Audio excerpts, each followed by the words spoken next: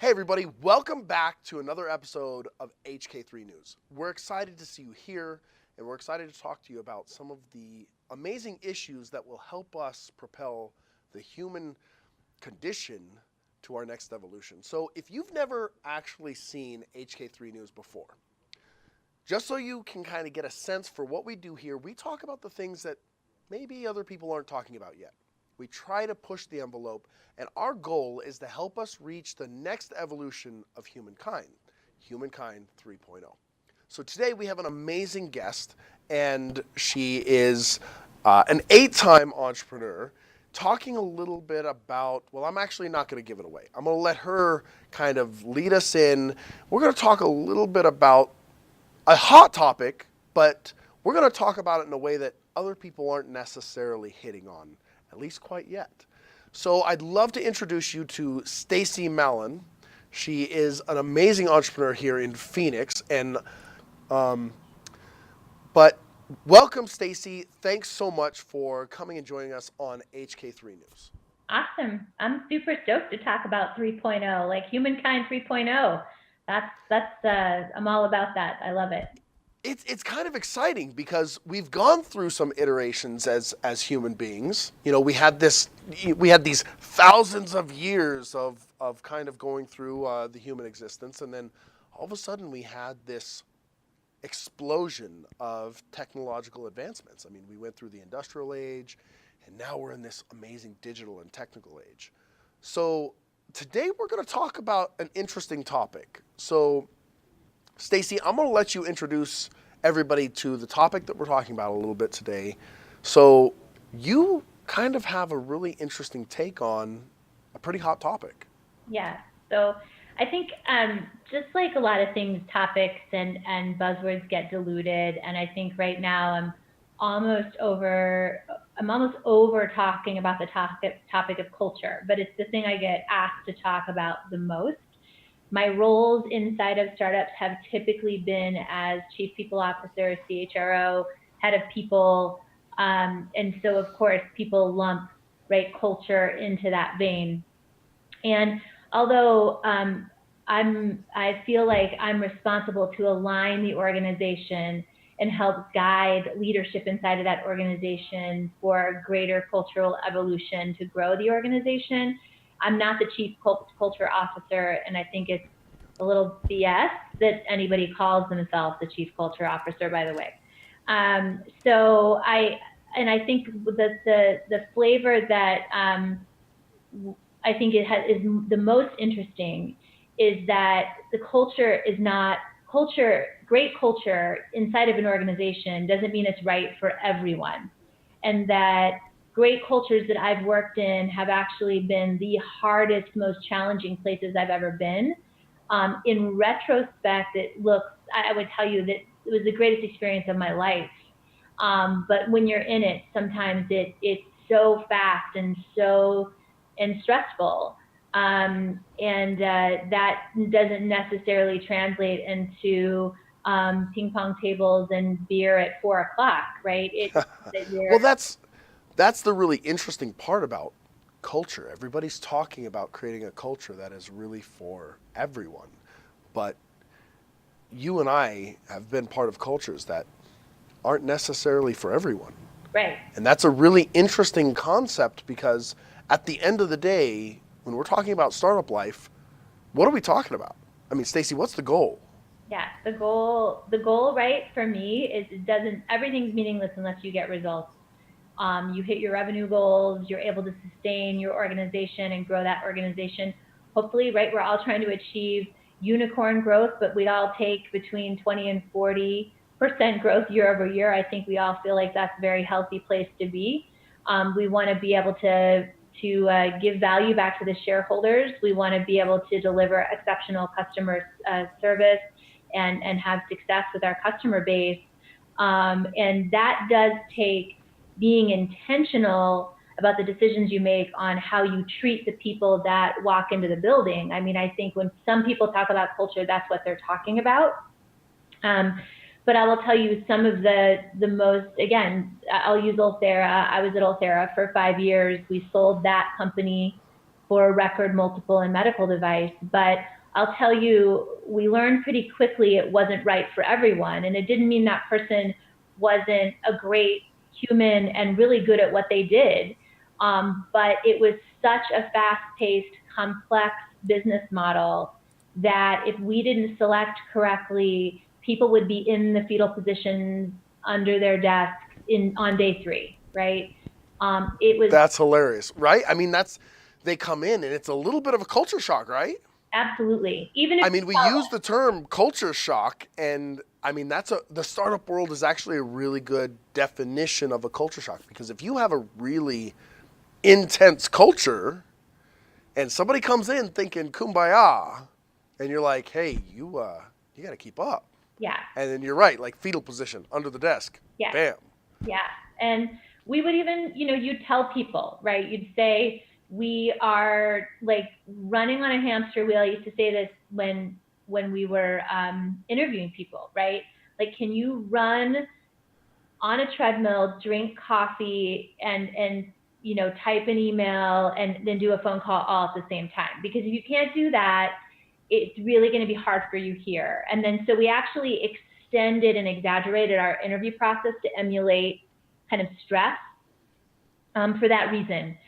We got a little bit better as we went along to try to emulate and put people in uncomfortable situations in the interview process. Like, no, you did stress testing? Yeah, a little bit, right? See, that's fantastic. I mean, okay, I don't want to interrupt you, but one of the things that, I'm going to let you finish, but no.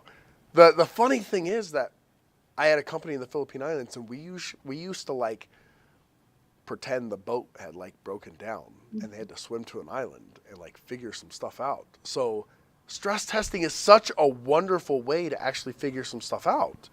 And I love to hear that you guys have used stress testing in the past. If you're watching this episode right now and you don't know what stress testing is, go find out, because that is a great tool to use in the interview process. What does it tell you? What do you get from that, Stacie?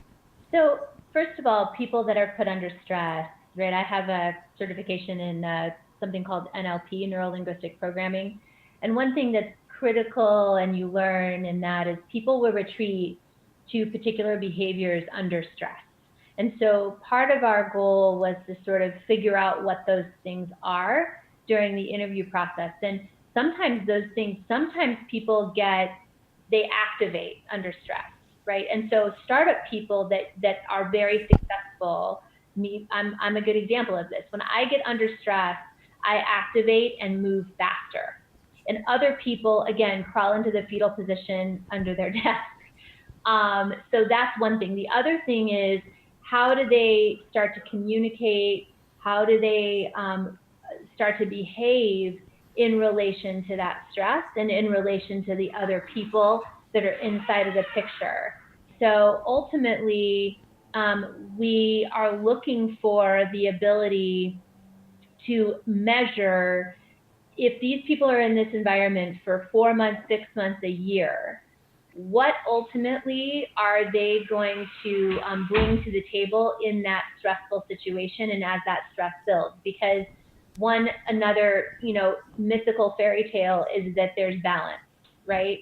Because balance does not exist. You have to integrate your life. And you said this to me before we started today. It's about seasons. It's about peaks and valleys. It's about taking the space when you need it. And as an organization, I will tell you one thing that we've gotten better at in the startups that I've done over the past, I'd say 10 years, is teaching people to take space when they need it.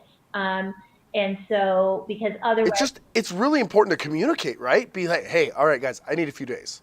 Like I've been pushing, I'm getting to that point. And if you have a good team, everybody else, so you made a point that I want to bring back, and I want to kind of make sure people caught.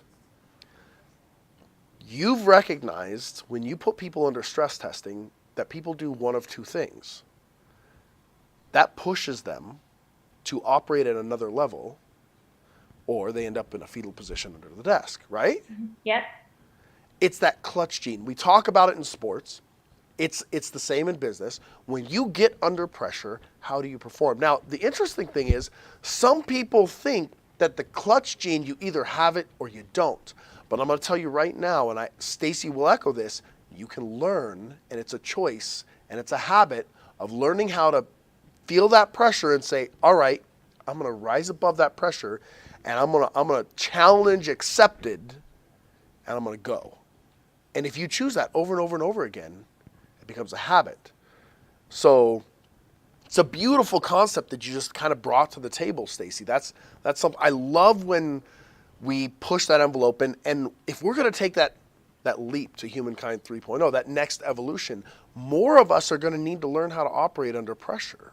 Yeah, and a local guy, Jared Buckley, who's a performance coach both for athletes and executives, is writing a book about flipping stress to a positive. He's a really entertaining guy. He's a contributor to Huffington Post around building a workforce of millennials and how do you blend generations. Really smart guy. He also is crazy because he's got like 5 kids under the age of 10. So maybe his life is a petri dish, right, for stress. That's probably why. But he's a awesome guy. But That's funny. He and I have had these conversations before that what another common denominator is people that grew up that the CEO that I work with right now, Lee Benson, who built Able Aerospace and Able Engineering, he and I have had these conversations several times. He built an incredible business and is doing so again at Execute to Win. And one thing we talk about a lot is that people that grew up in adversity actually thrive in startup environments because they are used to not having a foundation and a floor. Because one thing that I don't want to move past that, because you and we found out today that there's a little bit of a common background, and you just kind of hit on something that those who grow up in adversity, you have a choice. You either fetal position or you learn how to overcome. So you grew up in a really interesting environment. So we kind of talked before this, but we grew up in a world where, what was our day like?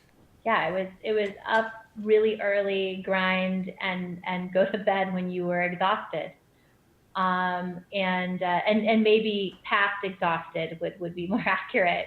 And I grew up also in 3 different places in the country as a kind of a matter of just how my life was and where the people I loved lived. And so that also created a situation where I didn't have this incredibly well-built foundation that I stood on every single day. It was not the same every single day. And I think if you grow up, on a farm or you're working when you grow up, you learn very quickly, to your point, like you can either get run over or you can be running the show. Like that's something that somebody told me when I was probably 5 or 6 years old that I still remember. 5 or 6 years old. See, and that's the funny thing about when you work on a farm or you have a family that has a business. Some of you may be watching and you may not even know what the impact of being part of the family business was on you. You haven't realized it yet. Yeah. But Stacie and I grew up in the farm life, and you were up before the sun got up and doing some things that you could do by artificial light, and then when you kept going until the sun really went down, and you're like, oh man, if I can get just a few more minutes of light, maybe tomorrow won't be, I got stuff that may help me tomorrow. And it's so similar in the startup world. If you can keep knocking things off of that task list, off of that checklist, and say, oh my gosh, this might make tomorrow a little easier, that perspective is unique sometimes. Yeah, I think something that's really important, and I think you'll agree with this too, is that you also have to be focused on what's in front of you. And so I think a lot of startup people get very, look, I'm ADD and a little shiny penny. Squirrel. Yeah, exactly. Squirrel. Exactly, the squirrel phenomenon. But to be successful, you have to focus. And so I think that's also something that growing up in that life teaches you, that you have goals. I mean, you don't call them goals, but you know what you need to get done. And there was really no option to not get it done. I think that was another thing that I learned. It was not, you know, I think my kids have a lot more options. If they don't get it done, they get their phone taken away, whatever. But if I didn't get it done, there was a lot more repercussions than I didn't even have a phone. Obviously, it was before that. But I think that the reality of living in that life, and so something I've asked myself as a parent, as an entrepreneur, and someone who's leading startups, is how do you create that situation for people that, again, to your point, creates a Almost habit. artificially, right? Exactly, creates a habit and a muscle memory that then drives that, again, culturally, right? Intentionally building that into a culture that drives results and is focused, is very critical to success, because as you know, being in a startup, you could sit around a table all day and ideate. It's very Yeah. fun to do that, and it's It's exciting. exciting, yes. Intellectually stimulating, right? All these things that we love. Hmm. But in the world of GSD, right? Get some shit done. You got to get some shit done. Um, Well, and it's hard. Like one of the things that growing up in in a time not so long ago, you had to think long term. You had to think about how what you were doing today affected tomorrow. If I don't get this done, this doesn't happen tomorrow, and then the next day, and then all of a sudden, seeds aren't planted at the right time, things aren't maturing at the right time, harvest isn't happening at the right time. You're not ready to take that delivery if you don't get this inventory out, and you've already paid for this next delivery, and that delivery is coming in if you don't clear space in the warehouse. And there was a long-term understanding of your impact today. The things that you were doing today had long-term consequences, and I think that is lost a lot of times in the startup world. So I love that concept of learning how to look at how your impact and what you're doing today is going to affect what you can accomplish tomorrow. Yeah, and I think your best leaders in the world of especially high growth startups can do that well. Can react, and believe and think and construct strategically, but are acting tactically in the meantime, because it is about both. And again, talk about not the right thing for everyone. That is 100% not the right fit for everyone. And there's Yeah. no shame in that. Somebody would tell you that a really intellectually strong person is doesn't mean you're not smart. It's because there are really smart people in the world who have to sit with their head down and just go and do their thing. They can't do what we just described, and so it's just a different skill set and a different flavor. But for high growth, especially early mid stage in the growth curve, it's really important you have more of those people than you have of the other people, And honestly. it's hard. It is. You're right. It's hard. It's hard to balance the tactical versus the visionary. And all right, how are we working on the things right now that are going to put us in a good place in the future to handle the scale that we're trying to achieve?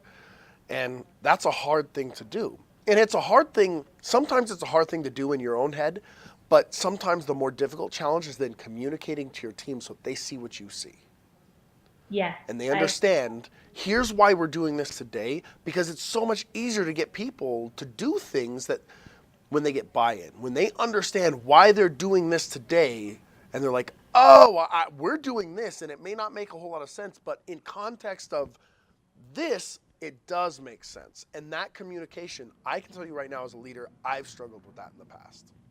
Yeah, and people talk about a trite topic like communication, but it is the great equalizer of all of these things. And I think really great leaders are able to translate to people and motivate people around just what you talked about. And this is true regardless of where you are organizationally, and also what size of your organization. Because I've been in a Fortune 50 organization, and I will tell you, having a team in that organization, there were lots of things that happened inside of big organizations too, that ultimately, if we weren't able to if we were not able to translate for people why we were doing what we were doing. And, it's kind of an old school methodology to do what we say and not ask questions.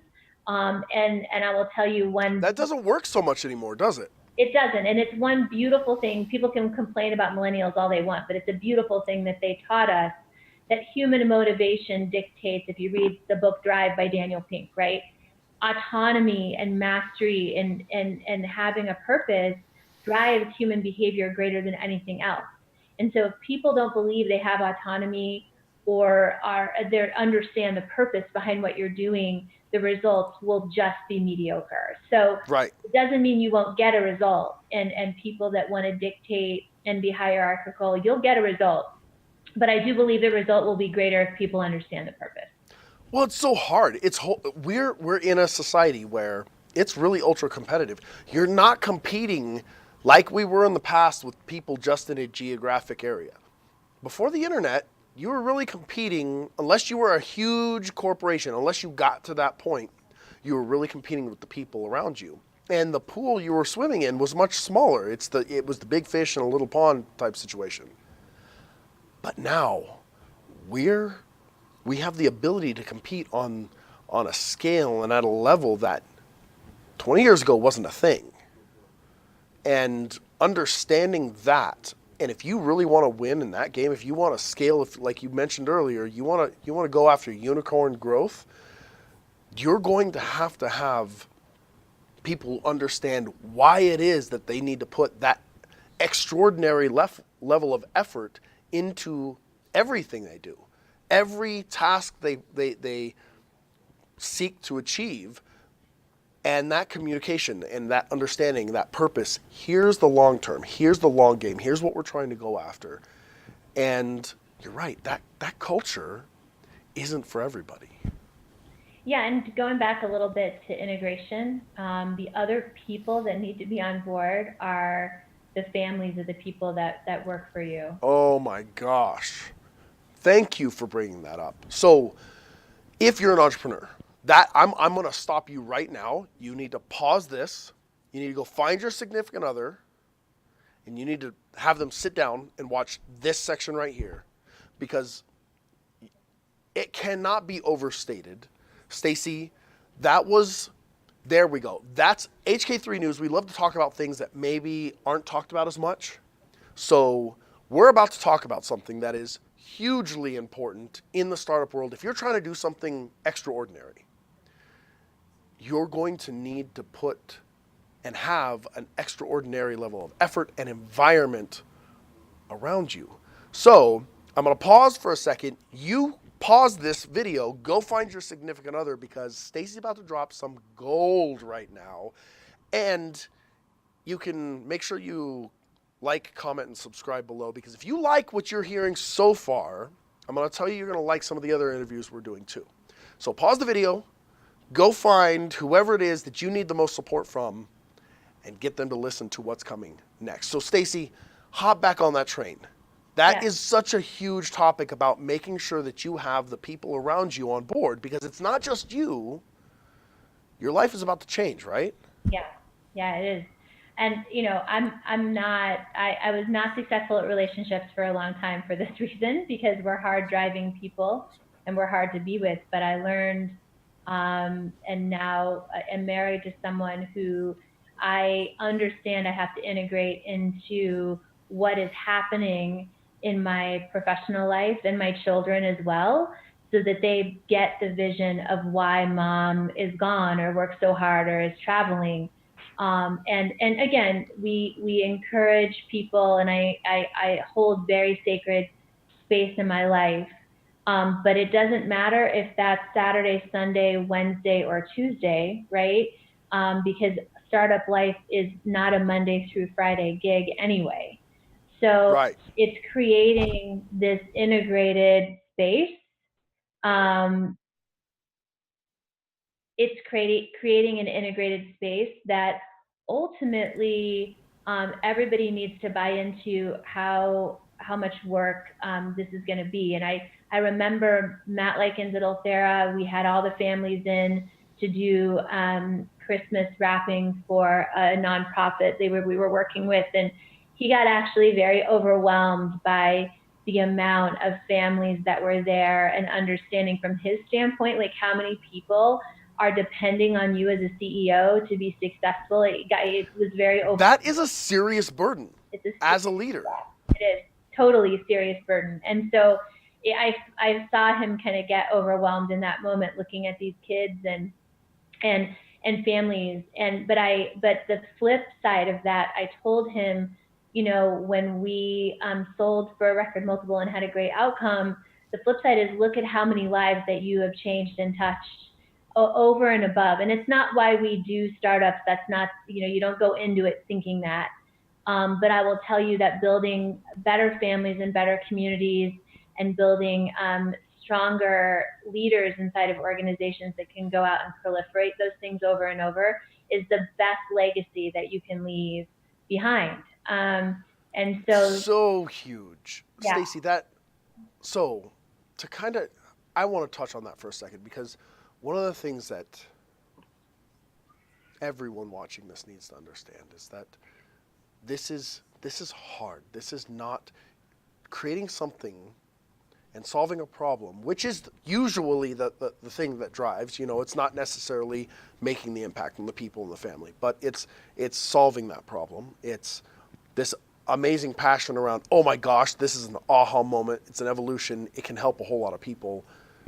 But the other half of that is, we talked about how balance is kind of not really a thing in the startup world, but quality over quantity. So you have to learn how to have those moments that you get with your friends, your family, your spouse, your kids, to make those moments more valuable. Put your phone away, turn your phone off, and really be present in those moments, because in this life, those moments are fewer and far between than they are in, normal corporate life, or, if you're a teacher, or in other environments. So taking that time, and there's where you find your balance. Your balance isn't necessarily in making sure the time is equal, but making sure the time is equally valuable and equally quality. When you're out there in the startup world, you're there. You're 100% bought in. And when you're with your family, when you get those moments to spend that time, you do spend that time, and you make sure that it's quality. So Stacie, thank you so much for dropping so much value today in such a short amount of time. This has been a fantastic interview. I really appreciate it. Before we wrap up, of all the things we've talked about, we usually ask people to leave one thing. So if somebody was going to walk away from this conversation, watching this video, and they were going to take away one thing, what would you want them to take away? That if you're out there building something that you really believe in, and you can get the people around you to believe in that, hopefully that's number one. But build an intentional culture where you do some of the things that we talked about today, is allowing people to create space, understanding that what a startup looks like, what your startup looks like, and what that culture, what you want that to be, and how you're oriented towards results. And then be very accepting and understanding that not everyone is right for that culture, and there are phases and seasons inside of that for people, and that there's an ebb and flow, right? And I think people that are entrepreneurial and founders and very very type A, if you will, as a cliche sort of folks, activators, really, they're activator sort of people, that not everyone is like that, and that's okay. And that ultimately, if you're driving towards a goal, that everyone is aligned to that goal, and you have it's, again, cliche to say to have the right people on the bus, but really understand it's not just about skill set, it's about mindset. And having that mindset is the most critical thing that you can screen for, understand, and find to create successful end results for everyone that's in your organization. Stacie, that's a great takeaway. I really appreciate you taking the time with us today. And we know that it's this is your time for your family, and we really appreciate. We're grateful for everybody who comes on HK3.